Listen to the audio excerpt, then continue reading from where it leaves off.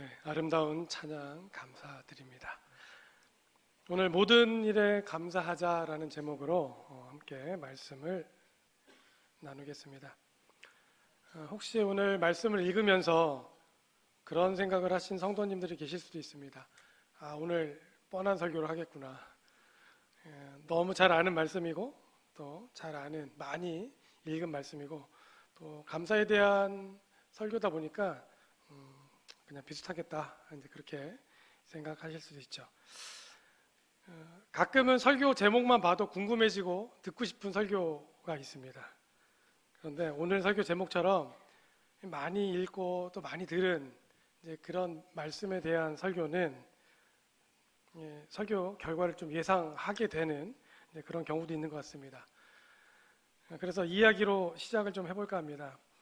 어떤 수도원에 새로운 원장님이 부임을 하셨습니다. 예배 시간이 되어서 수도사들이 다 모이고 이제 원장님이 요한복음 13장 34절을 가지고 읽기를 합니다. 화면 한번 다 같이 읽겠습니다. 시작. 새 계명을 너희에게 주노니 서로 사랑하라. 내가 너희를 사랑한 것 같이 너희도 서로 사랑하라. 아멘. 설교 제목은 서로 사랑하라입니다. 원장님의 설교를 이제 시작하시기 전에 수도사들에게 물어봅니다. 여러분 제가 오늘 어떤 설교를 할지 대충 아시겠지요? 그랬더니 수도사들 중에 많은 수도사들이 고개를 끄덕끄덕 흔듭니다. 그랬더니 원장님이 여러분이 다 아시는 내용이니 오늘 설교는 안 해도 될 것 같습니다. 그리고 내려갑니다. 다음 날 예배 시간이 되어서 원장님이 또 올라갑니다. 그리고 또 똑같은 본문을 읽고 또 똑같은 설교 제목을 말씀하시고 얘기합니다.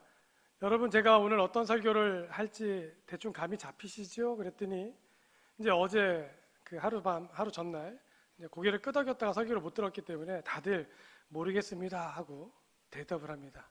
그랬더니 원장님이 수도사가 돼서 어떻게 성경 연구를 안 하십니까? 오늘은 성경 연구를 좀 하십시오. 그리고 또 그냥 내려갑니다.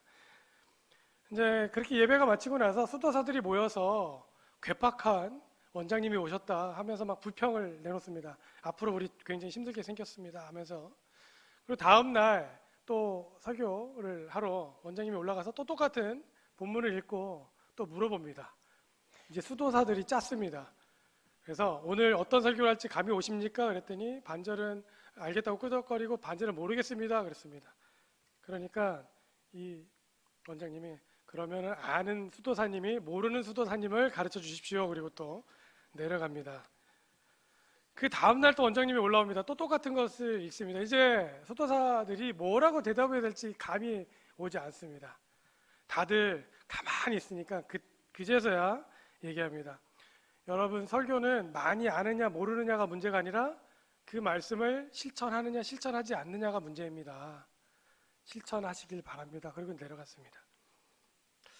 서로 사랑하라는 제목처럼 우리 오늘 읽은 말씀 모든 일에 감사하라도 너무나 잘 아는 말씀인데 중요한 것은 과연 우리가 그 말씀을 얼만큼 실천하면서 살고 있느냐 그것이 문제입니다. 모든 일에 감사하는 것이 생각만큼 쉽지 않습니다. 하지만 오늘 말씀을 보면 모든 일에 감사하라고 그렇게 말씀합니다.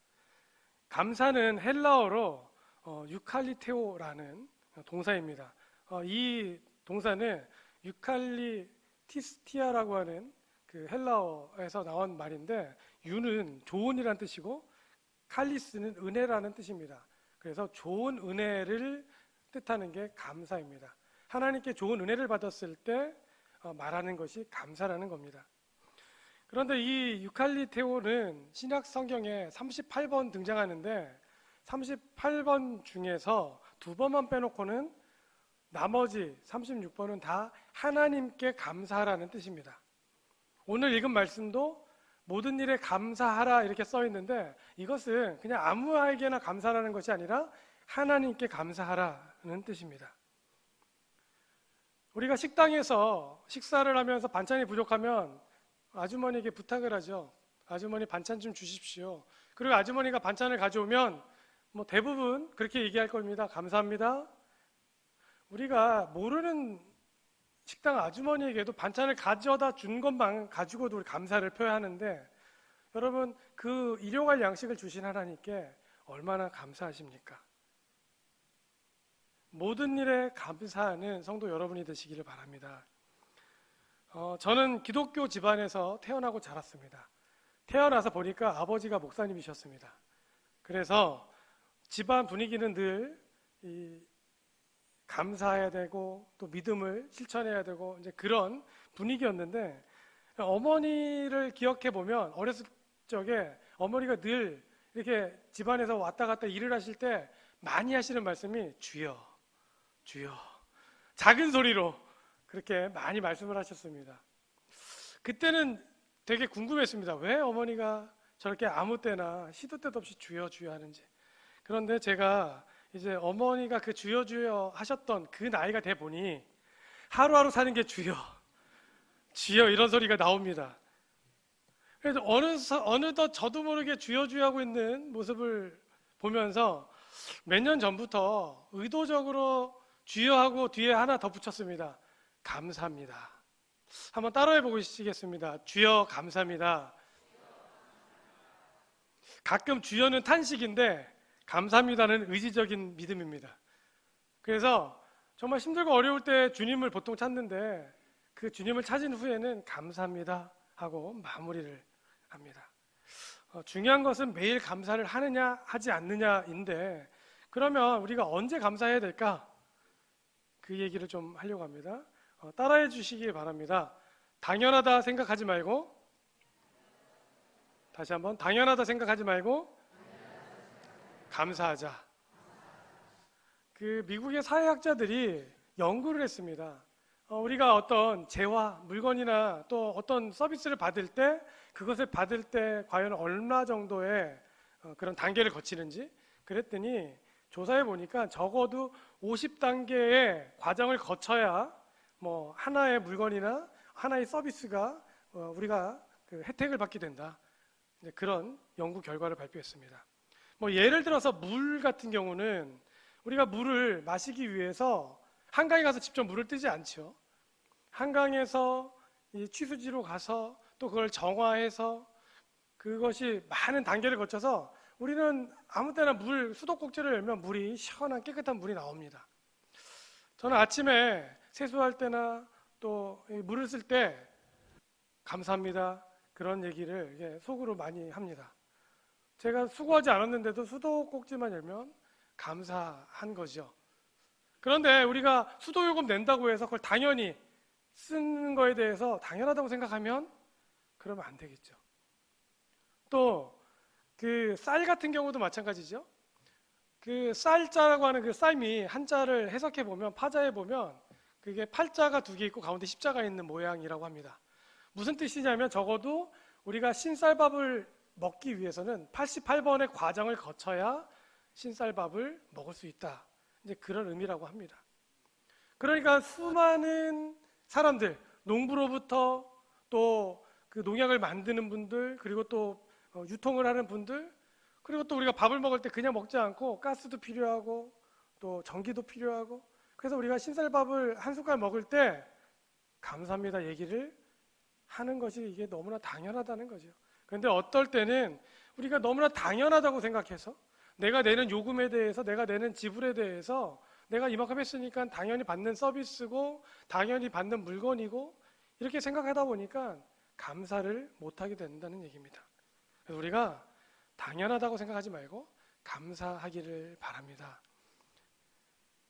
또 하나, 두 번째인데요. 따라 해주시기 바랍니다. 감사하면 모두가 행복해진다. 우리는 언제 보통 감사합니까? 좋은 것이 생겼을 때 감사하고, 또 기대하지 않았는데 어떤 좋은 결과를 얻었을 때 감사하고, 그리고 내가 노력한 거에 비해서 훨씬 더 많은 것들을 얻었을 때 감사하고, 우리가 감사 기도를 할 때도 마찬가지죠. 우리가 제일 많이 감사할 때는 우리가 기도한 제목이 이루어졌을 때 보통 많이 감사합니다. 혹시 여러분 기도를 했는데 기도 제목이 이루어지지 않고 그 일이 끝나버리면 감사하십니까? 이제부터는 감사 제목을, 기도를 하면서 기도 제목을 내놓고 그 기도 제목이 이루어지지 않았다고 할지라도 감사하는 우리 성도 여러분 되시길 바랍니다. 얼마 전에 수능이 끝났습니다. 물론 수능 시험을 아직 이제 모든 과정이 지금 끝나지 않았기 때문에 점수를 기다리는 학생들도 있고요. 예를 들어서 그런 거죠. 수능 시험 당일날 기도 열심히 하고 공부 열심히 하고 시험 봤는데 정말 자기가 생각하지 못했던 아주 나쁜 점수가 나올 수 있습니다. 그럼 대부분은 기도 열심히 했는데 왜 이런 점수가 나옵니까? 하나님 왜 저를 돌아보시지 않습니까? 하면서 불평하게 되어 있습니다. 그런데 그때 감사할 수 있다는 거죠. 하나님 감사합니다. 제가 시험을 잘 마칠 수 있게 해주셔서 감사합니다. 감사의 그 이유를 찾는다면 분명히 감사할 것이 있다는 얘기죠. 그리고 또 많은 사람들이 내가 감사할 게 많으면 그때는 내가 감사할 수 있습니다. 여러분 많은 재벌가들, 특별히 우리들이 잘 아는 뭐 삼성이라든지 현대라든지 또 그 롯데라든지 이런 기업들의 장남들에 대한 기사가 실린 적이 있습니다. 삼성 기업은요, 그 장남이 이맹희 회장이고요. 그 다음에 현대기업은 정몽필 회장이고, 그리고 롯데기업은 신동주 부회장이 장남인데, 지금 그 회장, 그 장남들이 그 회사의 실질적인 오너가 아니죠. 셋째 아들, 또 딸이 그 자리를 차지하고 있는데, 그렇게 자리를 차지하기까지 얼마나 많은 다툼과 분쟁이 있는지 법정에서 싸우기 때문에 뉴스에도 많이 등장합니다. 우리가 많이 가지면 감사할 수 있을 것 같지만 내가 많이 가지고 있다고 감사가 바로 저절로 나오느냐? 이제 그렇지 않다는 거죠. 우리가 지금 어떤 마음을 갖고 어떤 생각을 하느냐가 감사의 굉장히 중요한 요소라는 겁니다. 감사하면 모두가 행복해진다고 했는데요. 서울의 한 동네 얘기를 좀 해드리려고 합니다. 1970년까지만 해도 수도가 별로 없었습니다. 우물물을 많이 길었었습니다. 우리 여기 앉아 계신 우리 장로님이나 연세가 되신 분들은 저런 물지개를 저어본 적이 있으실 겁니다. 제가 어렸을 때는 똥지개도 좀 많이 봤습니다. 저런 지게에 똥을 이렇게 담아서 움직이고. 그런데 어느 마을에, 서울의 어느 마을에 마을 한 구석에 우물이 있었습니다. 그러니까 사람들이 물을 뜨기 위해서는 다 그 먼 데까지 가서 물을 길러 와야 되는 겁니다. 그랬는데 마을 한복판에 있는 한 집에서 자기 마당에서 우물을 팠는데 물이 너무 잘 나오는 겁니다. 그래서 자기 집 마당에서 물을 팠으니 얼마나 기분이 좋습니까? 정말 마음껏 물을 쓸 수 있고. 근데 그게 동네에 소문이 나서 동네 사람들이 이제 좀 먼 곳에 가서 우물을 안 뜨고 이 마을 한가운데 있는 데서 물을 떠 가기 위해서 오는 겁니다. 이 집 주인이 기분 좋게 물을 떠 가십시오 얘기했습니다. 그렇게 몇 개월이 지났는데 이 집주인이 너무 피곤합니다. 아침부터 밤까지 아무 때나 사람들이 와서 이 물을 떠가는데 물만 떠가는 게 아니고 막 얘기하면서 또 시끄럽게 떠가고, 그래서 도저히 견디다 못해서 결정을 합니다. 내 집에 있는 물이니까 나만 쓰자. 그리고 울타리를 쳐버리고 우물을 뚜껑으로 딱 덮어버립니다. 동네 사람들이 처음에는 왜 좀 뜨면 안 돼요?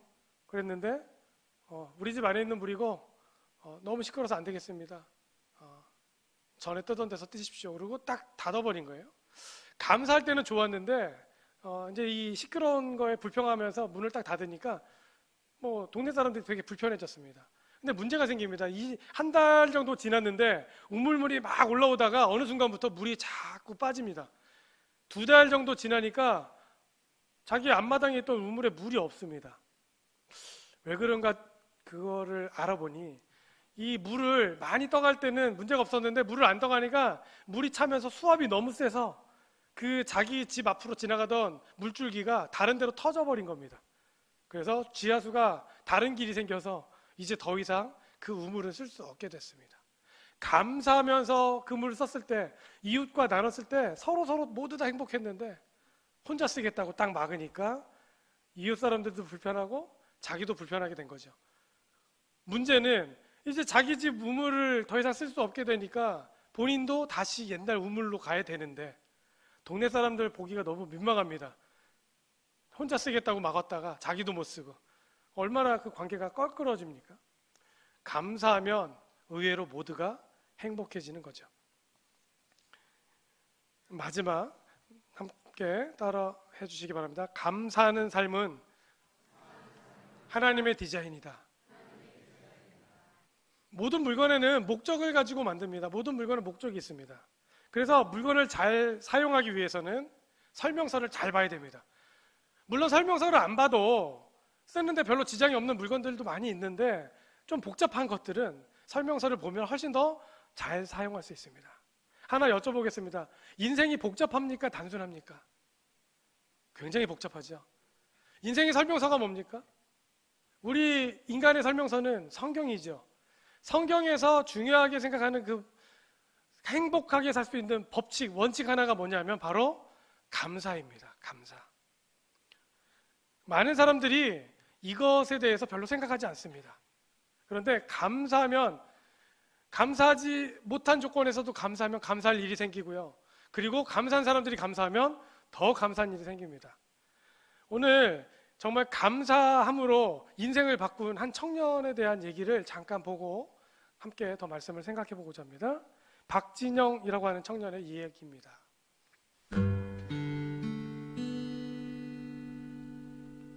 한 5년 정도 전에 있었던 이야기입니다.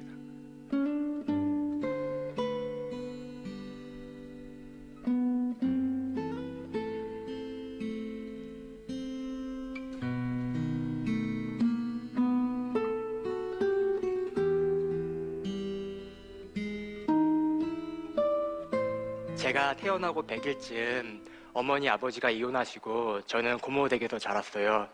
너무 어렸을 때라서 고모를 엄마라고 부르며 자랐어요. 9살쯤에는 새엄마라는 분의 집으로 가게 됐어요. 아버지는 어떠한 일로 교도소에 오래 계셨고 저는 처음 보는 새엄마와 살아야 했어요. 그렇게 살다가 제가 중학교 3학년 때 새엄마께서 갑자기 이제는 너를 못 키워준다 하시면서 무작정 쫓아내셨어요. 갈 곳이 없는 저는 이제 친척과 할머님이 계신 수원으로 갔어요. 그렇게 말이 나오니까 할머니께서 나서셔서 키워주시겠다고 하셨어요. 그때는 이미 할머님이 80이 다 된 나이셨어요.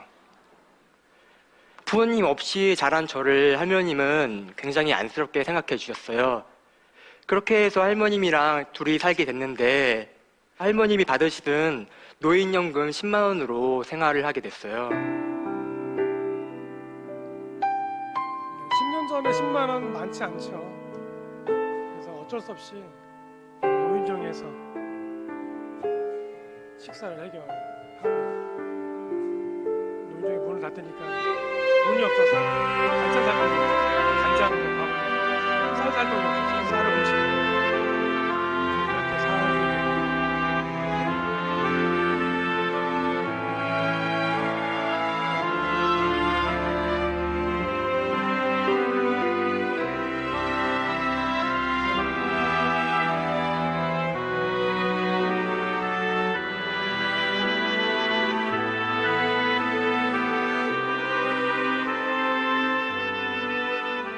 그래서 수술을 해야 된대서 입원을 해서 수술을 했어요. 간호사분께 여쭤보니까 수술비가 200만 원이 나올 거란 거예요. 저는 당시 수중에 50만 원밖에 없었어요. 아무도 찾아오지 않는 병실에 누워서 생각을 하니까 정말 절로 눈물이 나더라고요. 제가 이제 이렇게 일하다가 더 다쳐서 크게 다치면 할머니께 오히려 짐이 되지 않을까라는 생각이 들더라고요. 그래서 공부로 성공을 하자, 퇴원을 하면 당장 공부를 시작하자라고 생각하고 다짐을 했어요.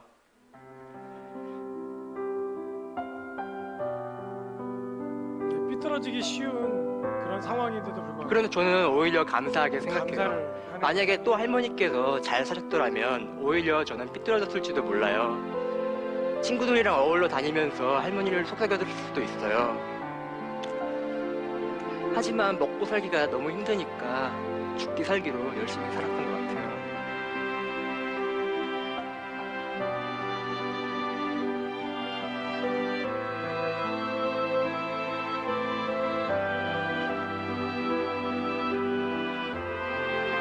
공부를 하고 싶은데 돈이 없으니까 막노동은 계속 해야 되고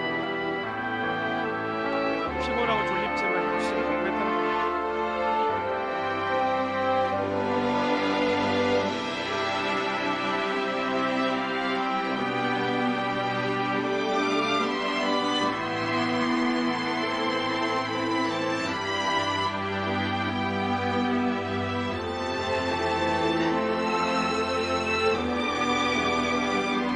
놀랍게도 의대에 합격을 해요.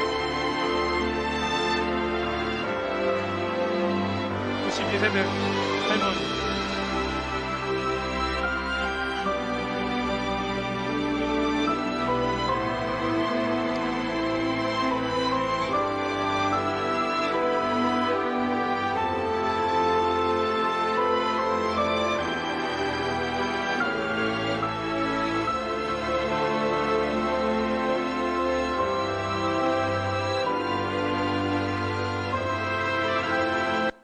네, 성경 말씀이죠. 시련을 그 잘 견딜 때 정금같이 되어 나온다. 영상을 좀 짧게 편집한 거라 내용을 잠깐 좀 더 설명해 드리면, 그 부모님이 이렇게 이혼하면서 고모 집에서 살다가요, 고모가 이제 새엄마에게 보내요. 근데 새엄마가 키우다가 더 이상 널 못 키우겠다. 이제 아버지의 또 문제도 있는 것 같아요. 그래서 친척 집에 보냈는데 친척들이 모여서 회의를 합니다. 이 박진영 청년이 옆방에 있는데 막 회의를 하다가 친척분 한 분이 그냥 고아원에 보내 그랬다는 거예요. 그러니까 그 얘기 듣고 도저히 안 되겠어서 80세 노모 할머니가 내가 키우겠다고 이제 그렇게 합니다. 그런데 이 할머니가 넉넉지 않은 분이죠. 하루 한 끼 그냥 그 노인정에서 해결했는데 이 노인정 문을 닫고 10만 원으로 생활하는데 너무 어려우니까 정말 어렵게 살다가 이제 그 와중에 집에 전기가 끊어졌다는 거예요. 전기세를 못 내서. 그래서 근처에 은행에 가서 뜨거운 물 받아다가 쌀을 불렸대요. 그리고 며칠 먹어봤는데 도저히 못 먹겠다는 거죠. 그래서 고1이 돼서 아르바이트를 시작합니다. 그 고깃집에서 학교 마치면 저녁 6시부터 12시까지 6시간 동안 불판을 닦는 거예요. 불판을. 고깃집 40만 원씩 받아서 그렇게 이제 버텼는데 고3이 되니까 학교에서 야간 자율학습을 하라고 선생님이 얘기하는데 도저히 그걸 안 할 수가 없어서, 근데 이제 일을 안 하면 못 먹고 사니까 어쩔 수 없이 밤 12시부터 새벽 2시까지 이제 또 가서 불판을 닦았다 그래요. 근데 이제 너무 피곤한 거죠. 집에서 피곤하고 집에 학교 가도 공부도 안 되고. 그래서 선생님한테 말씀드렸더니 선생님이 그게 어려웠냐고 하면서 급식비하고 생활비 일부를 좀 보조해줘서 그때부터 열심히 공부를 했어요. 그런데 고3이 끝날 때쯤에 열심히 공부한 결과로 그 근처 대학에, 좋은 대학에 경영학과에 입학할 수 있는 합격증을 받게 됩니다. 얼마나 기뻐요. 그런데 이 박진영 청년이 그 합격증을 받고 슬펐어요. 등록금이 550만 원인데 그 돈이 없는 겁니다. 결국은 포기하게 됩니다. 합격을 해놓고도. 그리고 이제 20살이 되니까 생활 지원비가 안 나와서 그때부터 이제 막노동을 시작하게 됩니다. 막노동 하다가 다쳤는데 턱 수술하는데 200만 원이 들고 해서 안 되겠다. 내가 공부를 해야겠다. 그런데 노인정을 다니는데 어느 날부터 할머니 한 분이 안 나오시는 거예요. 그래서 그 할머니 댁에 갔는데 할머니가 어깨가 퉁퉁 부어 있다는 겁니다. 할머니 왜 그러세요? 그랬더니 어깨가 너무 아파서 끔찍을 못 하겠다고. 그래서 병원에 가봤더니 놀랍게도 할머니 넘어지시면서 어깨뼈가 부러지신 거예요. 아니 할머니 이렇게 아프신데 왜 병원에 안 오셨어요? 그랬더니 할머니 말씀이 내가 다리가 부러진 적이 있는데 병원에 와서 수술하고 그거 감는데 1년 걸려서 내가 너무 힘들게 살았다고. 그래서 내가 무서워서 병원을 못 왔다고. 이 박진영 청년이 그 얘기를 듣고 결심을 했다고 합니다. 내가 정형외과 의사가 돼서 돈이 없는 할머니를 내가 도와야겠다. 근데 돈이 없으니까 공부를 하긴 해야 되는데, 그래서 교육방송을 열심히 봤다고 합니다. 기출문제를 푸는데 뭐 국영수 다 합쳤더니 기출문제가 4,000문제가 되더라고. 그렇게 얘기합니다. 4,000문제를 3번 풀었대요. 12,000번. 근데 풀 때 그냥 푼 게 아니라 이 문제 한 문제 한 문제 내가 풀면 내 인생이 이제 나아가는 거고 못 풀면 안 되는 거고, 그런 다짐을 하면서 풀었다고 합니다. 그리고 2014년에 의대에 합격을 합니다. 상황과 여건의 문제가 아니죠. 보통 저런 학생들 어떻게 될 것 같습니까? 제 학교에서 보는데 저런 학생들은요 10중 8구 그냥 학교를 자퇴하거나 포기하고 그냥 저 돈 벌 거예요, 저 학교 그만 다닐 거예요, 그렇게 스스로 마음을 정리하는 학생들이 굉장히 많습니다. 상황과 여건의 문제가 아니라는 거죠. 오늘 말씀 모든 일에 감사라는, 좋은 일이 생겼을 때 기쁜 일, 그리고 평안할 때 감사라는 것이 아니라 힘들고 어려울 때, 실패했을 때, 문제 앞에 부딪혔을 때에도 감사하라. 그 말씀입니다. 여러분 그렇게 감사할 수 있겠습니까? 그렇게 감사하시길 바랍니다. 아멘. 사업이 안 된다고, 자녀가 대학에 떨어졌다고, 혹은 뭐 일하던 것이 안 됐다고 포기하는 것이 아니라, 불평하는 것이 아니라, 하나님 감사합니다. 여기도 하나님의 뜻이 있겠죠. 하나님 더 선한 길로, 좋은 길로 인도하실 줄 믿습니다. 그렇게 기도하면서 감사하는 우리 귀한 정림교회 성도 여러분 되시기를 주님의 이름으로 축원합니다. 기도하겠습니다.